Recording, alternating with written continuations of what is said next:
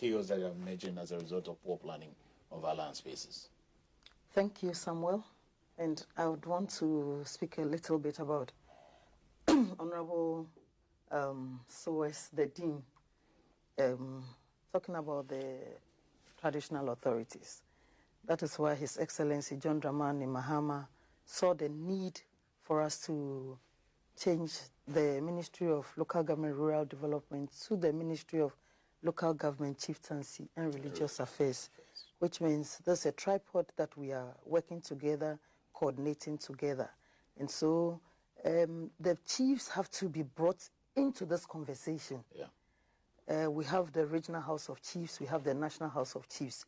And so for me, I believe that we need to go and have deliberations with them and let them know what this plan has in it. It should not just be a document we are talking about for them not knowing what it entails. So we need to approach them and to ensure that we get their support and their buy-in into this document, and for them to also be aware that we need to properly plan our cities. And for you to properly plan your city, you need to have a proper layout. And so when we have a proper layout and we have river bodies like the Kpeshie, Lagoon, Kotopon, you know where a buffer should be. Yeah. And that has been my worry for so many years. And coming into office, I met with Dr. Kujo Yeboah on this.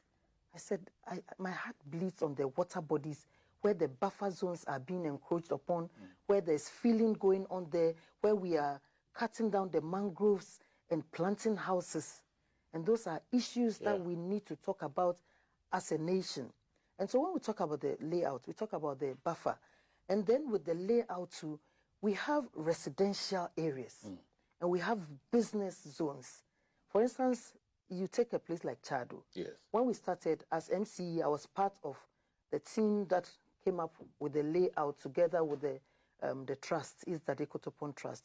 And so with the layout, we saw the need for where we should have business activities, where we should have residential areas. Yeah. And today, believe you me, when you go in there, some of the areas meant for or earmarked for residential purposes have now been turned into commercial or business areas. And this does not augur well for us. You go to East Lagoon. My minister was talking about it in Parliament this evening. This is an issue that a statement was made on it just today in Parliament. I see. You go to East Lagoon.